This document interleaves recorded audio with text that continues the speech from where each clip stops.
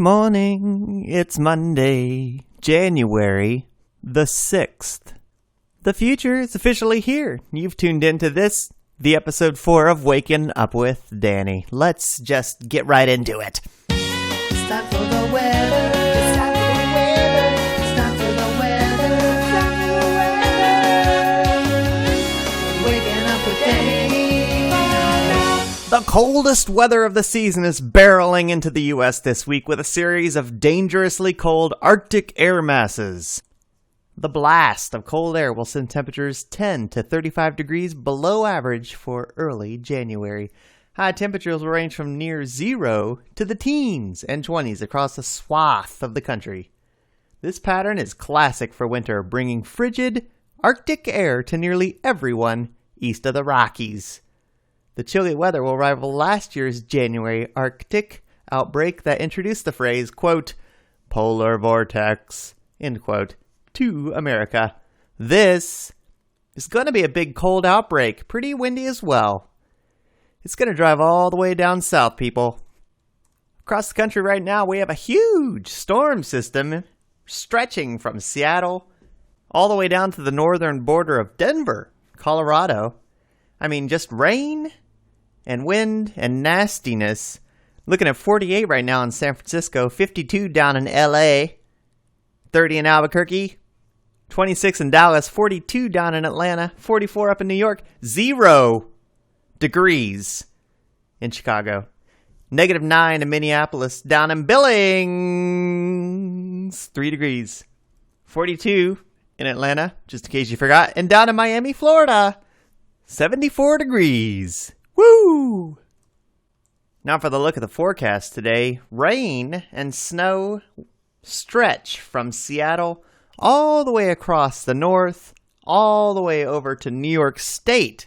Very long storm system stretching, bringing snow and rain and, where appropriate, to different cities all across the northern U.S. I tell you, it's just going to be gross up there. Pretty mild and high pressure down in the south of the country, though. Look for highs of only 9 in Chicago today. Only 45 down in Atlanta, so it's clear but cold. San Antonio, 53. Los Angeles, 77. Pretty pleasant in LA today. Put the windows down and cruise down your commute listening to some music, I guess. I'm not going to sugarcoat it for you folks unless you're one of these jerks that lives down in Florida or southern Texas or Southern California. It's going to be cold all week long, so pull out those heavy coats and the galoshes and the gloves and the scarves and the winter hats and all that stuff. The wool socks.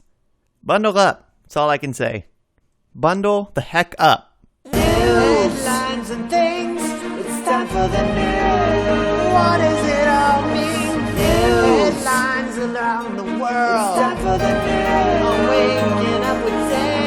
News. People who lost loved ones or were injured in the 2013 Boston Marathon bombings are clamoring for justice as jury selection gets underway in one of the nation's most closely watched federal death penalty cases in 2 decades. Jurors will be chosen from a pool of about 1,200 people. They will decide whether the defendants planned and carried out the twin bombings that killed 3 people and injured more than 260 near the finish line of the race on April 15th, 2013. Here's one for you. Police in a town near Milwaukee got a surprise when they took down the department's Christmas tree and found a diamond wedding ring placed on a branch as an ornament. Police chief for Germantown, Wisconsin, Peter Hull, said in a posting on the department's Facebook page on Saturday that the ring appeared to have been put on the tree deliberately. Police had the ring examined and the diamonds are real, he said. If anyone can shed a little light on this mystery, they would appreciate it, adding that the ring is being kept in a safe place. Then a giant bluefin tuna sold for more than $37,000 in the first auction of the year at a Tokyo fish market on Monday, as Japan faces growing pressure to cut back on the consumption of the threatened fish. The 180.4 kilogram, or 380-pound tuna, caught off Japan's northern region of Aomori, fetched a winning bid of 4.51 million yen, or 37,480 American dollars, said an official of the Tsukiji fish market. The bid marked the second consecutive decline at the annual New Year's sales after a record 155.4 million yen was paid in 2013, driven by a bidding war led by Hong Kong restaurant chain for a slightly larger fish of similar quality. Then the photo of the day, January 4th, 2015, a Palestinian boy looks out through a hole in his family house that witness says was damaged by Israeli shelling during the July-August war between Israel and Hamas-led Gaza militants in the east of Gaza City, January 4th, 2015. It's a young boy in a black shirt looking out a hole inside of a building. He looks sad, and the building is obviously very disheveled, several holes riddled the side of the building, bullet holes and debris lay about. It's a striking photo indeed. Striking photo. Stop for traffic, see what's going on. It's time for traffic on Waking Up with Dan. All of the highways and interstates all across the world are clear this morning. No traffic, no congestion, not a car on the road. A beautiful morning to commute. Today in history, a lot of things have happened. Maybe a man flew to the moon. Maybe a baby was saved by a baboon. We'll get to the bottom of this and much, much more on Today in History on Waking Up with Danny. Today in history. In 1998, an ice storm knocked out electricity in Quebec, in Ontario.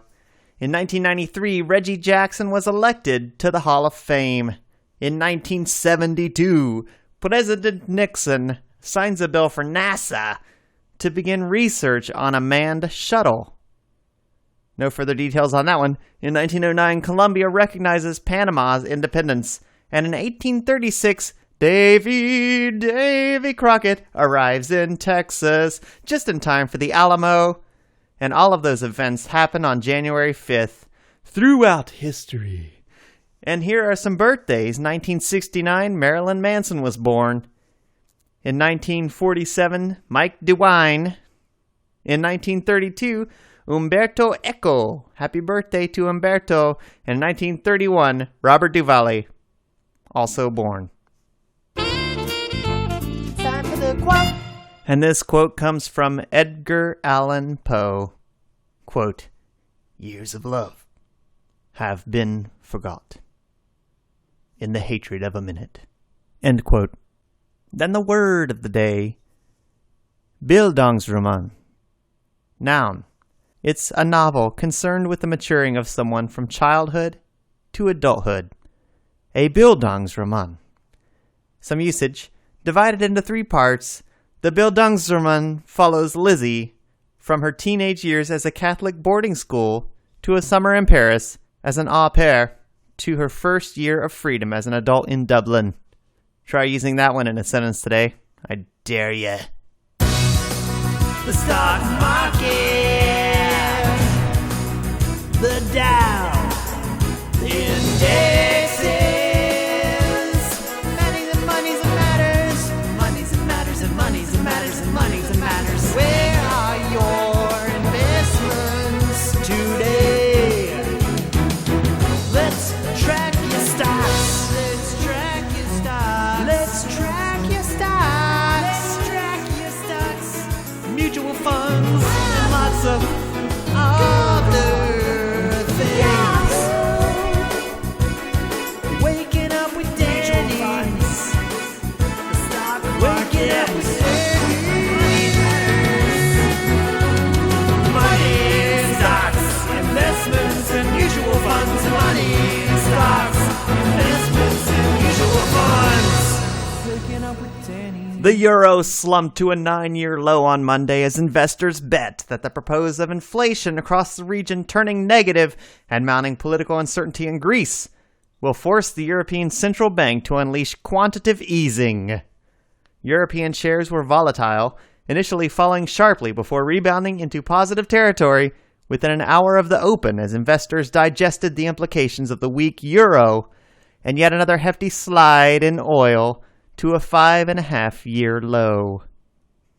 And what's the average net worth for average people in different age groups? Well, according to CNN Money 2014, the average net worth for the following ages are $9,000 for ages 25 to 34, $52,000 for ages 35 to 44, $100,000 for ages 45 to 54, $180,000 for 55 to 64, and $232,000 plus for 65 plus.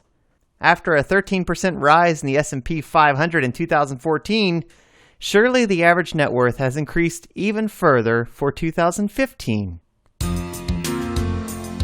And you know you gotta learn something today.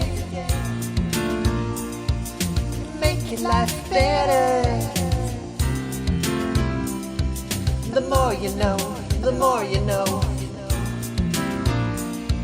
You'll make your life better. And you know you gotta learn something today. You make your life better. And the more you know, the more you know. You'll make your life better. Today I learned. You'll make your life better. Today I learned. You'll make your life better. Today I learned. The more you know, the more you know. Today I learned. I'm waking up with Danny. Today I learned that there are unofficial Wile E. Coyote Roadrunner rules, such as no outside force can harm the coyote, and the roadrunner must stay on the road. In his book, Chuck Amuck, The Life and Times of Animated Cartoonist, Chuck Jones claimed that he and artists behind the Roadrunner and Wile E. Coyote cartoons adhered to some simple but strict rules. Here are a few of them. The Roadrunner cannot harm the coyote except by going beep beep to scare or surprise him off a cliff. No outside force can harm the coyote, only his own ineptitude or the failure of Acme products. Trains and trucks for the exception from time to time. Dialogue is strictly forbidden except beep beep and yowling in pain. The Roadrunner must stay on the road for no other reason that he is a Roadrunner.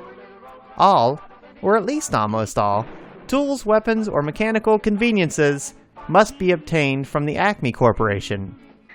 Whenever possible, make gravity the coyote's greatest enemy. The coyote is always more humiliated than harmed by his failures. Then finally, the coyote is not allowed to eat the Roadrunner. Then that's it, folks. Come back next week for episode 5. Dibbity, that's all, folks.